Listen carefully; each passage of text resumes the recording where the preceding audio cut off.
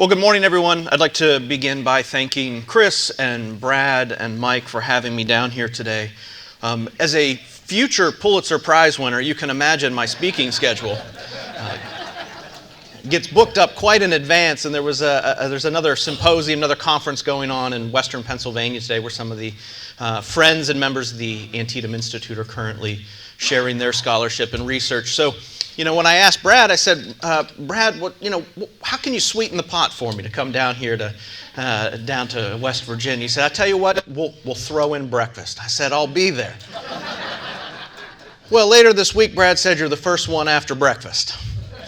That's a challenge, especially when there's no heat. But I hope to warm you guys up today with a really interesting topic that not only fits itself into this time period between the end of the Second Manassas Campaign and the beginning of the Maryland Campaign, ultimately the Battle of Antietam, but these periods of time in which occur these gaps in what we call the historiography, the historical record, or at least in modern American consciousness when we study the war.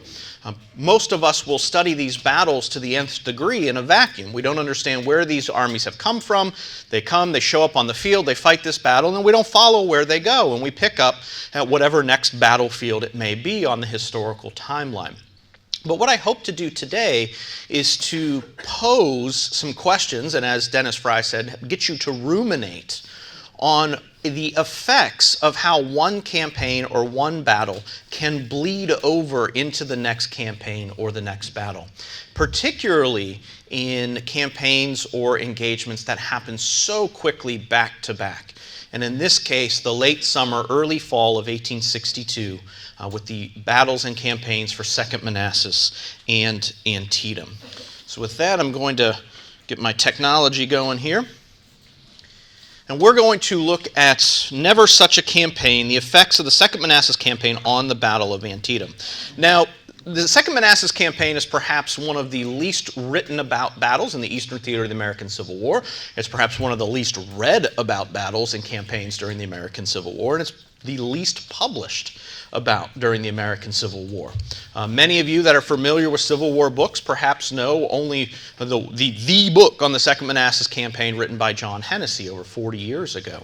There's been some much smaller works, including my effort just last year, but by and large, it is not a very well-known, understood campaign. So before we can begin to look at the effects of the Second Manassas Campaign and look at the effects of the battle itself on what will happen at Antietam, we need to get you a quick up-to-speed overview, I would say at least 100,000-foot overview of the Second Manassas Campaign and the battle thereof. And that is going to all start on June the 19th of 1862. On June 19th, the man pictured on the top right of your screen there, John Pope, a Union general in the Western Theater, is going to receive a communication from the Secretary of War, Edwin Stanton, asking him to come to Washington, D.C. to meet with himself, meet with Lincoln, and talk about some future war plans. Pope is going to ask his commanding officer in that theater at the time, a man by the name of Henry Halleck, what he should do about this request for him to travel to D.C. And Halleck tells Pope, basically, ignore it. I can't possibly spare you. Don't go to D.C. You stay here where you are. I need you where you are. Well, several days later, that conversation is going to intensify to the point where the Secretary of War is no longer requesting John Pope to come east. He is ordering John Pope to come east. And Pope will arrive in Washington, D.C. on June the 24th. Over the next several days, Pope will have three separate meetings in the United States Capitol. The first one will be with just Edwin Stanton himself. The next two will be with Stanton and Abraham Lincoln. And it's during these meetings that Pope is made aware that the Lincoln administration and the War Department is going to create a new army. This is going to be known as the Army of Virginia, and that he, John Pope, is going to be commander of that army. Pope, one of the things that we often, if you know about him, deride him about, and on a side note, I am the founding member of the John Pope fan club. And today's talk is raising funds for the first ever equestrian monument to John Pope.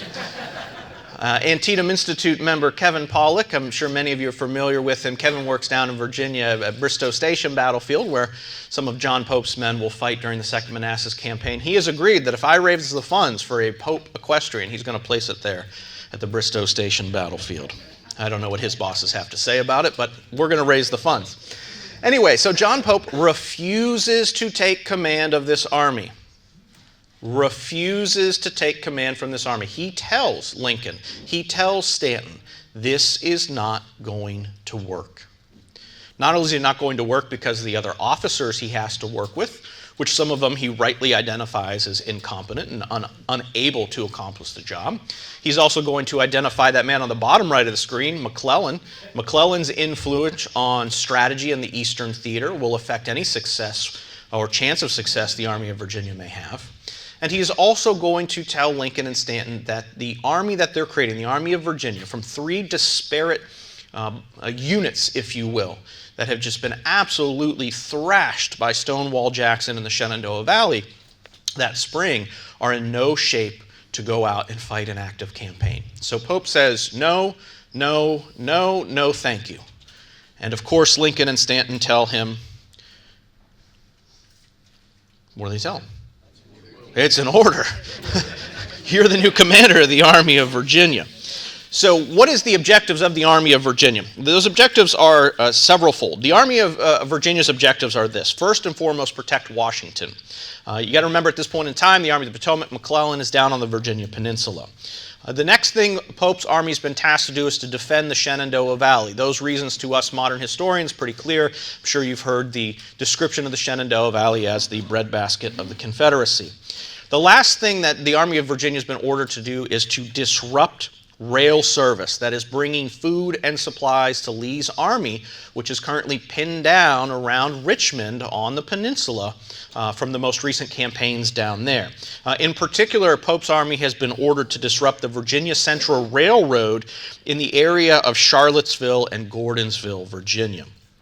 Threatening this rail link in that area that's bringing supplies to the Confederate Army in Richmond and moving those supplies from the Shenandoah Valley to Richmond, the War Department in Washington, D.C. believes it will compel the Confederates to send large portions of the Army of Northern Virginia away from Richmond, away from those defenses. It'll allow McClellan's recently defeated army to reorganize, drive once again towards Richmond down the peninsula, and capture the Confederate capital. So all this is occurring towards the end of the month of June of 1862. So Pope is no option, is now in command of the Army of Virginia. And one of the effects of the Second Manassas Campaign and later the Maryland Campaign is going to be the Army of Virginia itself.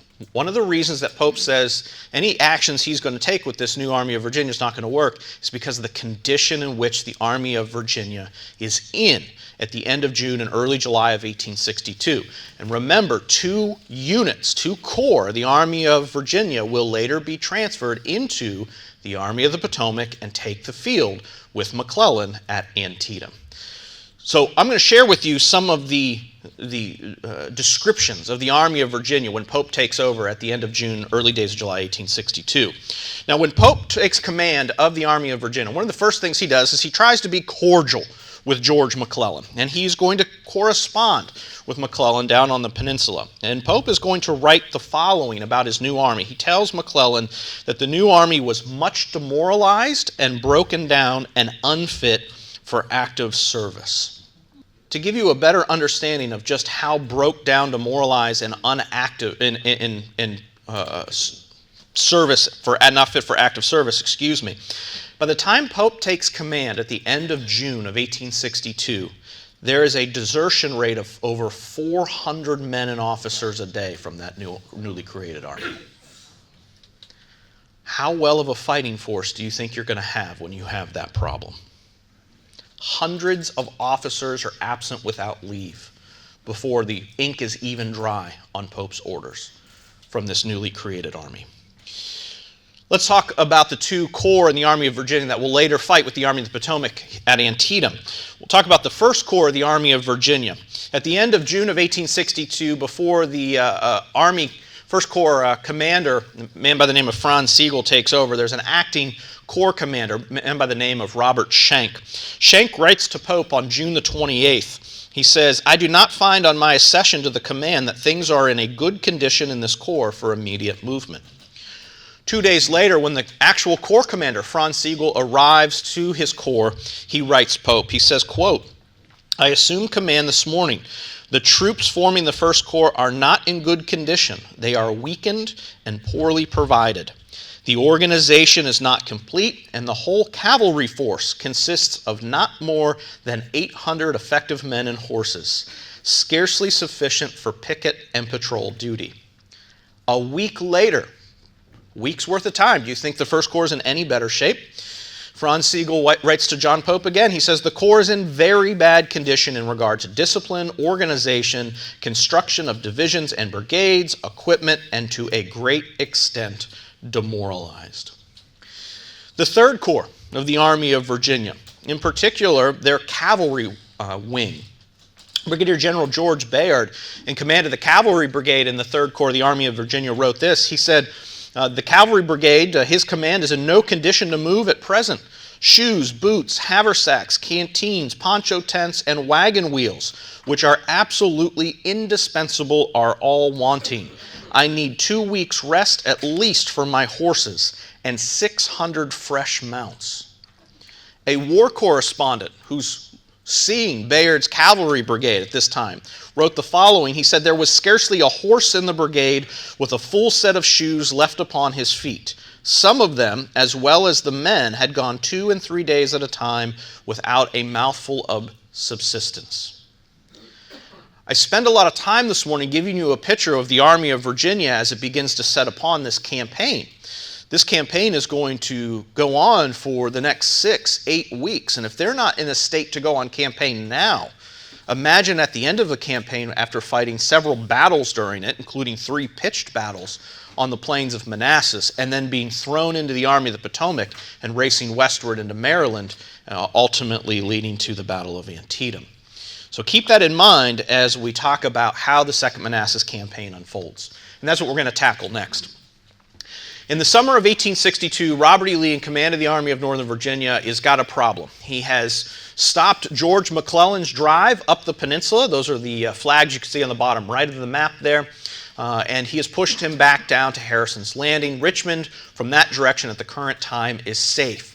But now Lee has 2 other elements of Union forces coming towards Richmond from behind him, or from west of the city. In Fredericksburg, Virginia, we have elements of the Ninth Corps under the command of Ambrose Burnside, and now we have elements of the Army of Virginia making their way down towards Gordonsville and Charlottesville to interrupt the Virginia Central Railroad. So you can see the direction in which Pope's army is going to be heading. Basically, what's going to happen is if Lee sits still in the defenses of Richmond, he is going to be caught in a classic pincer movement. McClellan can move back down the peninsula and will pin Lee in the Richmond defenses. So Lee has to do something to change all of that. Lee is going to begin by ordering Stonewall Jackson wing of the Confederate Army out towards Gordonsville and begin operating in that area against the Army of Virginia and Pope. Lee's objective at this point is to wipe Pope's army off the map as quickly as possible and have Jackson return back to the defenses at Richmond. And that's exactly what's going to happen. By the early days of August of 1862, we'll see an engagement between the Second Corps of the Army of Virginia and Jackson's command at a location known as Cedar Mountain on August 9th of 1862. Several days following that battle, Robert E. Lee decides that McClellan's army has shown no signs of movement. He doesn't see any intent for them to drive on Richmond again, so he's going to transfer the rest of his army out with Jackson, and now Jackson and Longstreet, reunited, are going to set upon this campaign to not only remove Pope's army from the chessboard of war, but also to take back large portions of Virginia back into Confederate control. And you can see over the second half of the month of May on the left-hand side of your screen there, the movements of both the Confederate Army and Pope's army itself. By August 24th of 1862, there's going to be a critical meeting. One of those that witnessed the meeting that day will later write that this was the most important meeting of the entire war for the Confederate Army and the Army of Northern Virginia. It was at this meeting on August 24th that it was decided what to do next. There's some varying accounts as to who was at this meeting, anywhere from it was just Jackson and Lee to it was Jackson, Lee, Longstreet, Stewart, to all sorts of different combinations of who and who wasn't there. But the orders that come out of this meeting for Stonewall Jackson is the following. This is what Jackson will write about almost a year later. He says, "Pursuing the instructions of the commanding general, I left Jeffersonton on the morning of the 25th to throw my command between Washington City and the army of General Pope and to break up his railroad communications with the federal capital." So basically, Jackson receives these orders. He's going to march his men around John Pope's right flank, interdict his wing of the Confederate Army between Pope and Washington, D.C., cut Pope's supply line, both in supplies and communications, along the Orange-Alexandria Railroad. And once that is done, well, we don't know what Jackson's supposed to do after that. There's some contention in the historical world what he's supposed to do after that. But Jackson and his foot cavalry set upon this incredible march on August 25th, and over the next several days, you can see all of those arrows across the screen between elements of Pope's army moving around and Jackson's foot cavalry. There'll be several engagements by the end of August leading up to the Battle of Second Manassas. They'll be fighting at Bristow Station or Kettle Run. There'll be some other small engagements elsewhere. But what you can begin to see as that red fancy footwork there on the PowerPoint slide shows you is where Jackson's men are operating and just how far and fast they're marching. Now we're talking Northern Virginia. And many of you, probably if you're close enough, being able to see some of the names on this map. Areas such as Kettle Run, Bull Run Bridge, Manassas Junction, all elements, all these little actions along the Orange and Alexandria Railroad. This is Jackson trying to fulfill his orders, sever that link, sever that supply between Pope and Washington, D.C. And he does it quite well. But after he accomplishes all of this, Jackson is going to fall back to the area of Manassas.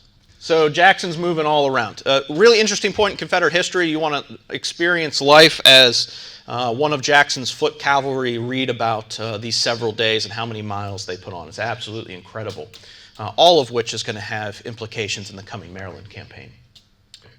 So Jackson is going to fall back towards Manassas on the evening of August 27th and consolidate his forces on August 28th. Throughout the day on August 28th, Jackson's position is going to solidify around an unfinished railroad cut and a railroad grade just outside of the plains of Manassas itself. Jackson's going to look for most of the day to have an opportunity to strike any federal elements or federal units in the area. He misses out on two opportunities, but finally another opportunity presents itself. Jackson gives the order. He will say, "Gentlemen, bring out your men," and the battle for Bronner Farm will begin. Now, one of the things that really sticks in my craw about the battles of Second Manassas is that Bronner Farm is often overlooked. Everybody talks about August 29th and August 30th, and if you look at many histories of the Battle of Second Manassas, they don't even include the fighting at Bronner Farm as part of the battle. That Bronner Farm's its own thing. It's separated from the rest of the battle. That could not be farther from the truth. This is all one significant engagement that's going to be taking place over the 28th, 29th, and 30th of August, 1862. The fighting at Bronner Farm is incredibly severe. It is going to cause an immense amount of casualties back and forth on both sides between what will become known as the Iron Brigade and Jackson's command, or a large portion of Jackson's command. Now, one of the things that happens during this battle is Jackson supervises it personally. He's ordering in individual regiments, individual brigades, and he is ordering them in piecemeal. And although Jackson has the superiority in numbers, by doing this, dribs and drabs feeding him into the battle, he never is able to achieve superiority in numbers on the battlefield itself. And because of that, he's going to lose an immense amount of men. About 1,200, 1,300 men he'll lose in this engagement.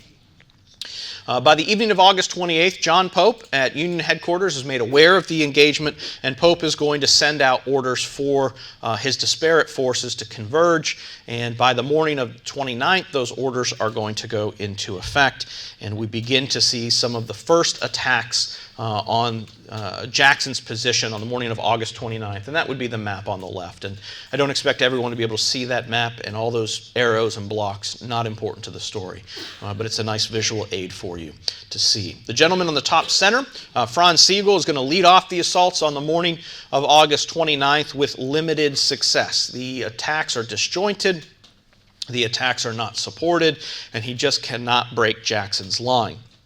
Throughout the rest of the day, on the 29th, further assaults will be made against Jackson's position. General Pope will arrive on the field at about 12 o'clock on the 29th, and Pope's idea or strategy or tactics, if you will, however you want to break this down, at this point for his forces and those of the Army of the Potomac that have arrived to support him, is that he's going to keep Jackson occupied on his front and on his left. And he's going to utilize a corps of the Army of the Potomac, the 5th Corps under the command of Fitz-John Porter, to march around Jackson's right flank, and as Pope famously wrote, capture the whole bag. He is going to look to seek and destroy all of Jackson's corps before the rest of the Army of Virginia arrive, Longstreet's wing with Robert E. Lee. Unfortunately, at this point, Pope begins to lose sight of what is happening on the battlefield. Lee and Longstreet's second half of the Army of Northern Virginia have arrived, and this plan of putting Porter's corps around Jackson's right and rear and cutting him off is never going to work. But Pope, for whatever reason, chooses to ignore that intelligence. And it's going to set the stage for a whole bunch of recriminations after this battle, a famous court-martial case, the loss of a good officer in Fitz-John Porter. Don't tell Kevin Pollak I said that. He's a Porter apologist. And it's going to lay the stage for August 30th. Now, on August 30th, Pope is finally going to force Porter into action to make an attack that he doesn't want to make. And the reason he doesn't want to make it is because all the intelligence on the field from Porter and many other Union officers is that Longstreet's wing is on the field. He's not going to be able to make this attack on Jackson's flank without being utterly destroyed. But an order is an order. Porter is forced to execute it, and by 1 p.m. on the afternoon of August 30th, he's going to make that attack. It's going to involve over 10,000 men leading towards the lines of Stonewall Jackson. As the attack goes forward, Jackson's men receive it. They're starting to bend. They're starting to sway. They've been really beaten up over the last day of fighting. And finally, Longstreet's artillery is going to open up and end once and for all Porter's assault. And it's at that time that Lee and Longstreet both realize that now is an opportunity to follow up Porter's failed attack with their own. And James Longstreet will make a massive counterattack against the Union Army's left flank and rear. And there'll be severe fighting, places such as Chin Ridge and Henry House Hill, throughout the remaining afternoon and early evening hours of August 30th. That is going to force John Pope and the Army of Virginia, Fitz-John Porter and the Army of the Potomac to retreat from the plains of Manassas. And following the conclusion of the fighting on the evening of August 30th, the casualties are incredibly high. It's costly for the Confederate Army. They had sustained about 8,400 casualties, which will be hard to replace in the coming weeks. But it is a victory for Robert E. Lee and the Army of Northern Virginia. Union casualties are going to number nearly 14,000 officers and men. It is a massive loss of life, and perhaps the Second Manassas Campaign, as it winds down, is best summarized by William Dorsey Pender, a brigadier general in Jackson's wing of the Confederate Army, when he said that there never was such a campaign, not even by Napoleon. There'll be a little bit of dribs and drabs fighting as Pope's army retreats back towards the massive defenses at Centerville on September 1st in an area known as Ox Hill or Chantilly, and with that, the campaign is officially over. So a whirlwind, 100,000-foot view, understanding of the Second Manassas Campaign. Now, how does this campaign and the battles that I just described to you lay the ground for what is going to happen during the Maryland Campaign and what's going to happen on the battlefield of Antietam on September 17, 1862?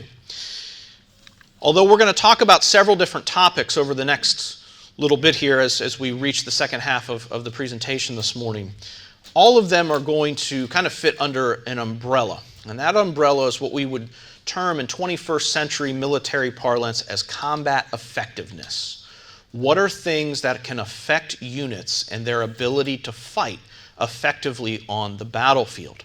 Everything from your morale, weather, equipment, food, casualties, officers, leadership, all of these individual components can greatly influence the outcome or prowess of a unit, whether it be a company, a regiment, a brigade, a division, a corps on the battlefield. And one of the biggest things that is going to be facing, particularly the Union Army, that now with the removal of Pope and McClellan's reascension to command, and two of the Army of Virginia's corps being swept into the Army of the Potomac, it's going to affect the Union Army and McClellan's ability to move quickly out of Washington, D.C., and to meet Robert E. Lee in Maryland. And some of the biggest things that are affecting the former units of the Army of Virginia and those units of the Army of the Potomac that fought with Pope at Second Manassas is fatigue, exposure, and deprivation. And there are many, many accounts that come out of the historical record in the immediate days after Second Manassas. And I only have time to share with you just a handful today, but I think they're really illustrative of the condition of these soldiers. And I think oftentimes when we look at Civil War documentaries or we look at Civil War prints like the one that you all are raffling off, is we see some of these soldiers enter the battlefield well equipped. Their uniforms look good. There's not enough time for that in the Union Army, at least the elements of the Union Army, the Army of Virginia, and Army of the Potomac that fought at Second Manassas for that. And so let me use their words to illustrate the condition of these men following the Second Manassas Campaign. Sergeant Willard Glazier, the 2nd New York Cavalry, this is what he wrote in the early days of September. He said, "By the almost continual fighting of General Pope's campaign, our ranks had been greatly depleted. We had felt the influence of this wear and tear so badly that our once full and noble regiment was now reduced to about 350 men, scarcely 1/3 of our original number. Nearly every regiment of cavalry which had participated in the misfortunes of the campaign had suffered a like decimation." Perhaps the most vivid account of the state of men from the Army of Virginia that are now joining the Army of the Potomac for this new campaign under McClellan comes to us from a private by the name of George Kimball of the 12th Massachusetts. Now, as the final actions of the Second Manassas Campaign are happening at Chantilly against a backdrop of a terrific lightning storm and darkness and rain, Kimball will write the following. He said, "We were at this time a pretty used up lot. My own wardrobe was frightful, and I was never in worse condition outwardly than just after the second battle of Bull Run. I had lost my knapsack during the fighting, and consequently started on the retreat toward Alexandria in the most dilapidated condition imaginable. I was barefooted, and had been for a week. The disagreeable insect, lice, had disputed with me as to the possession of my shirt and drawers, and both of these had to be given up as a result. My blouse had become torn and greasy, and ditto my pants, particularly below the knees, so that they hung in shreds about my ankles. I had used my cap, this kepi, as a holder, and handling my smutty dipper when full of soup or coffee, and to remove grease from the fry pan from the fire, so that its condition may better be imagined than described. My condition generally would have secured me unquestioned admission into the society of tramps. Everybody, particularly in the Army of Virginia, was more or less dilapidated, and yet so wonderfully did that buoyancy of spirits that always characterized the American soldier show itself. Complaints were few." The Army of Virginia, that wasn't ready to go on campaign or into battle before Pope took command, is now in even worse state. And this is something McClellan is going to have to deal with as he takes his army into Maryland to fight off against Bobby Lee once again. Perhaps one example, further drilled down, if you will, of the effects of the Second Manassas Campaign from men of the Army of Virginia is that of the famed Iron Brigade. I love this print. It's a great print. If you really get into some of the details of it, I wonder, based upon the quote you just heard about the state of uniforms in the Union Army, how well uniformed the Iron Brigade was on the morning of the 17th. But the Iron Brigade was part of a division under the command of Rufus King during the Battle of Second Manassas. Unfortunately, on August 28th of the fight at Bronner Farm, King, who is a lifelong epileptic, suffers a grand mal seizure. He's knocked out of action for most of it, but the Iron Brigade goes forward, and they're going to participate not only in this gruesome battle at Bronner Farm, but continue to fight over the next several days. Let me share with you their experience and the effect it had on these men.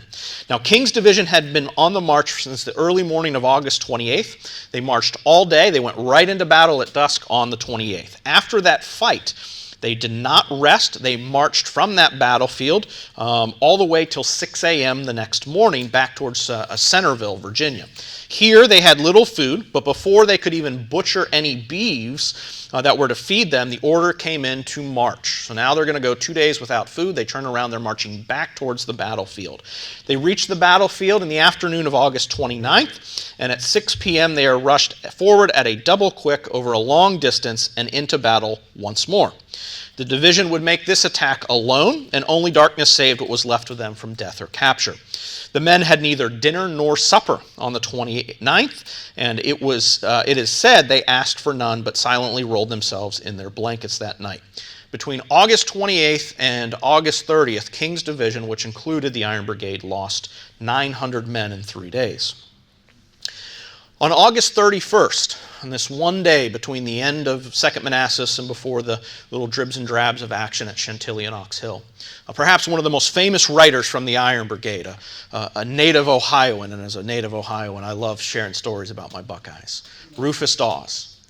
Dawes, who writes an incredible account of the war, sits down, and this is what he writes on August 31st, and it is instructive to us on not only the condition of the men materially, and what they've gone through physically, but mentally as well. Late at night, I was sent out to establish a line of pickets. So August 31st. Our men, after the privations, labor, and intense excitement of 3 successive days in battle, were unfitted for such duty. One man placed on picket post in the woods, in the bewilderment of his sense, got himself face towards our camp instead of toward the enemy.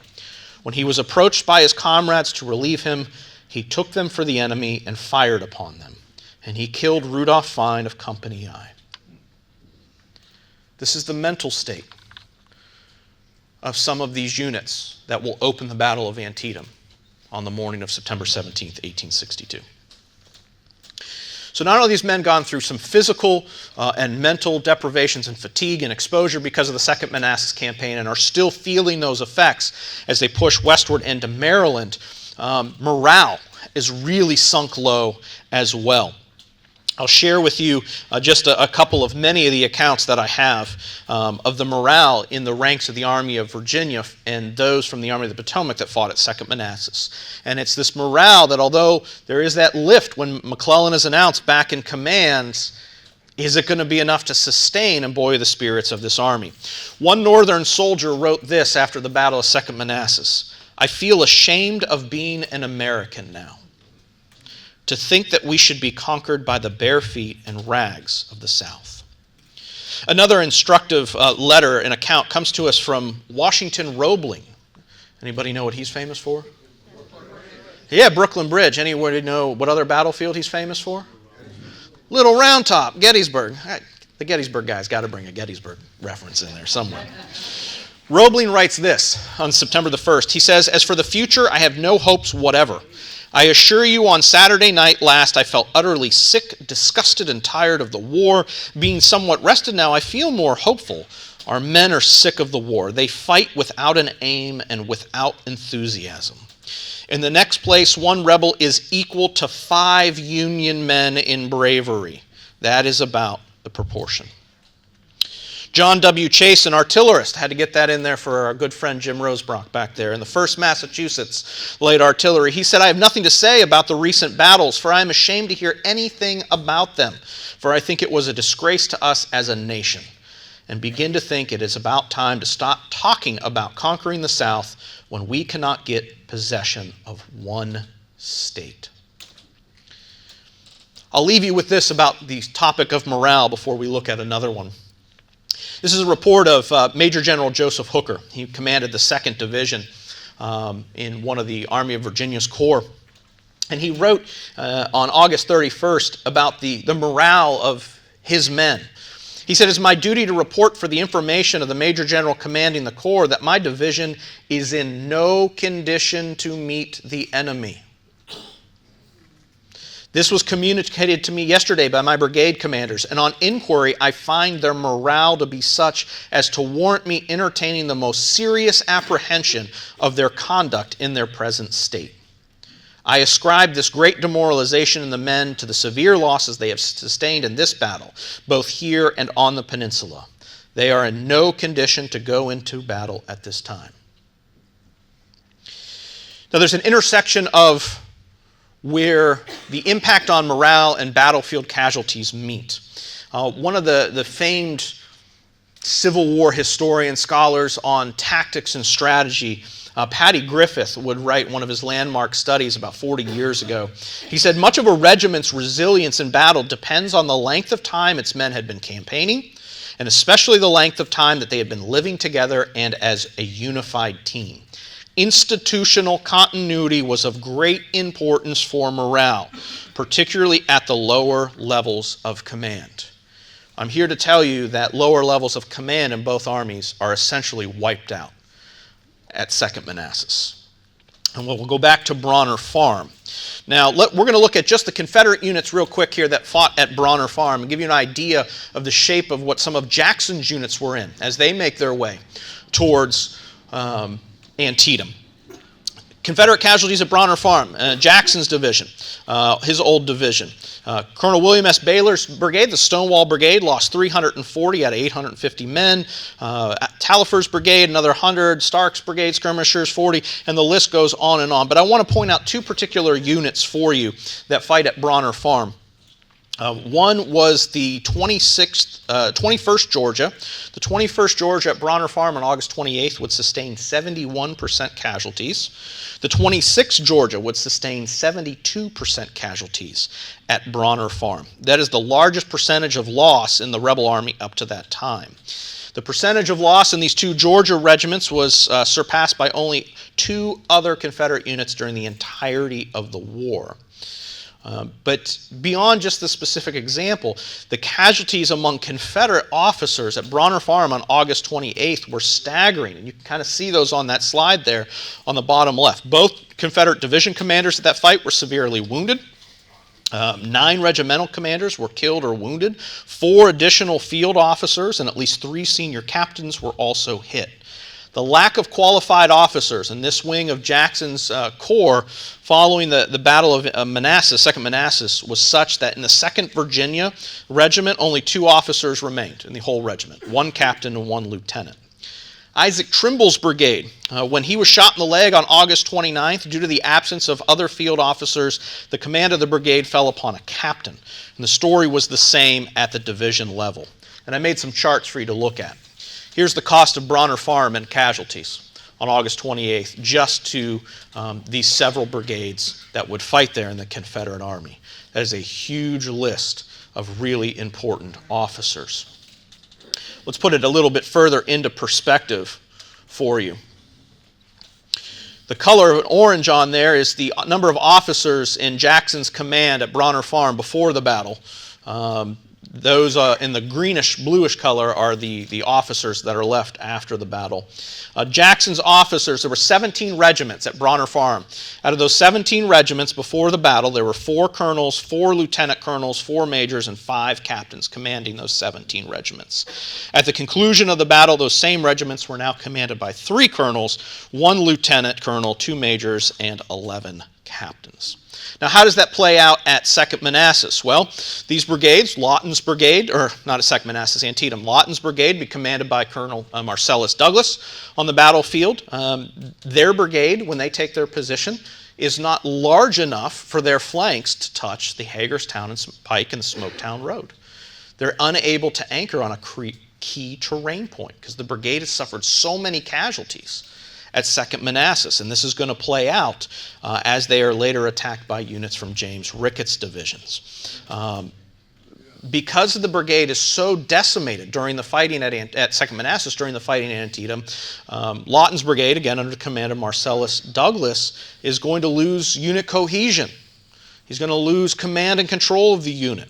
And it's ultimately going to force Douglas's brigade back. And obviously there's some more smaller, minute details that lead to these actions. But again, because of the severity of what happened to them at Second Manassas, they are going to fall back at Antietam with another loss of nearly 50% casualties. The 3rd Corps of the Army of Virginia is going to be folded into the Army of the Potomac as the 1st Corps. These men are also in very, very rough shape. I'll share with you just 2 quick quotes as my time is coming to an end here. The 1st Corps is going to be written about by McClellan himself. McClellan's going to write to his wife on September 12th, and he confides to his wife, he says, the 1st Corps troops were the only doubtful ones of his new command. He said they are, quote, in bad condition as to discipline and everything else. Hooker will, however, soon bring them out of the kinks and will make them fight if anyone can. So the 1st Corps, as I mentioned several times, is in really, really rough shape. And one of the units in the new 1st Corps is the Pennsylvania Reserves. And in particular, in the Pennsylvania Reserves, there's this great little piece of information that Kevin Pollock found in the National Archives a while ago. He shared with me of the 3rd Brigade of the Pennsylvania Reserves and just how bad off they were going into the Maryland campaign. On September 12th, they do a field inspection. September 8th. The Pennsylvania Reserves, each brigade does a field inspection. And the 3rd Brigade in itself relays the following of the number of officers vacant from the 3rd Brigade of the Pennsylvania Reserves. Between June 25th of 1862 and September 8th of 1862, out of a brigade of 4 regiments. And this brigade, even after significant losses, is about 1,300 officers and men on September 8th, is missing 82 officers at varying levels of command. How well do you think they are going to do in battle? And if they do well, my gosh, what an incredible story. And we know what the 3rd Brigade does at Antietam. It's incredible what they do, missing this many officers to command these individual units. See me later about this great story. I was going to share it with Jim, but I need to get to the end of the talk here. But another unit that's really suffers at the hand of the Second Manassas Campaign is James Thompson's battery. And Thompson's guns, 1st Pennsylvania Light Artillery Battery C. But it's another unit that really, really takes a hard beating in the Second Manassas Campaign. But perhaps one of the things that's most often not talked about at battles is medical care. And how is the medical care going to be impacted at Antietam based upon what happens at Second Manassas? In a very short amount of time, the man pictured on the top right of your screen is a man by the name of Jonathan Letterman. Letterman is installed as medical director of the Army of the Potomac on the peninsula, following the Army of the Potomac's battles and the incredible amount of soldiers sick with disease down there in the Virginia Peninsula. A change is made. Letterman gets down there and he starts making reforms. And one of the first things Letterman does is he orders the creation for the Army of the Potomac of a professionalized ambulance corps. Now, he's going to share those findings with Washington, D.C., and those medical directors with the Army of Virginia are going to be made aware of them. They'll later write that they weren't ordered to create an ambulance corps, and even if they were, they didn't have the time to do it before the campaign got going. So as Letterman is making these revolutionary changes in the Army of the Potomac, it's not translating to the medical department of the Army of Virginia. But unfortunately for Letterman, as he gets these orders going, he puts together an ambulance corps, and now McClellan's army is ordered off the peninsula. And a large majority of the work, physical ambulances that he's put together for the Army of the Potomac, is left on the peninsula when his men are forced to join Pope's army in Northern Virginia itself. So you have an incomplete ambulance corps being created for the Army of the Potomac. You have no ambulance corps being created for the Army of Virginia, and the aftermath of Second Manassas is horrific. And I don't have time to get into all of those stories today, but suffice it to say, the state of medical care as a result of the lack of ambulance and trained ambulance drivers following Second Manassas is horrific. Some of the Union soldiers wounded on August 28th are not picked up from the Manassas battlefield till September 9th. They are pressing in anything with wheels from Washington, D.C. To go out and get these men over the several weeks following the battle itself. And I'll share with you just one quick quote here. The Washington Star wrote on Monday, September 1st, he says, Saturday night the military authorities commenced to impress all the public hacks, wagons, etc. into service to be used under the direction of the medical director in moving the wounded to the hospitals. Some of the hacks were in such miserable old vehicles that they would certainly break down on those terrible roads. The horses had been in use all day and were in no condition. Not only were the vehicles in rough shape, but here is the quality of the men that are driving those vehicles. U.S. Medical Inspector Richard Coolidge would later write of the conduct of the ambulance drivers in the Army of Virginia and in the units of the Army of the Potomac that were there with Pope at Manassas. He said, I cannot close this report without commenting on the conduct of the ambulance drivers. It was with the greatest difficulty that I could put a reasonable limit to their stealing from my commissary and hospital stores. Some would appropriate to their own use the hospital blankets and be highly insolent when they were taken away for the wounded. Very few would assist in placing the wounded in the ambulances. Still fewer, however, could be induced to assist in feeding them or giving them water. Some were drunk, many were insubordinate. Others, when detected in possession of stores, would not give them up and compelled to do so by force. The disaster with the ambulance corps, or the forerunner to it after Second Manassas, makes not only Letterman's plan more viable and more necessary, but the medical directors in the Army of Virginia get behind it. And they write to D.C. and they write in support of the Letterman plan and the Letterman system to ultimately get it into action. And although it is not perfect, by September 17, 1862, the right flank of the Army of the Potomac, their wounded are all cleared off the battlefield by the ambulance corps. By the evening of September 17th, the left wing of the Army of the Potomac's wounded are removed from the battlefield by the morning of the 18th.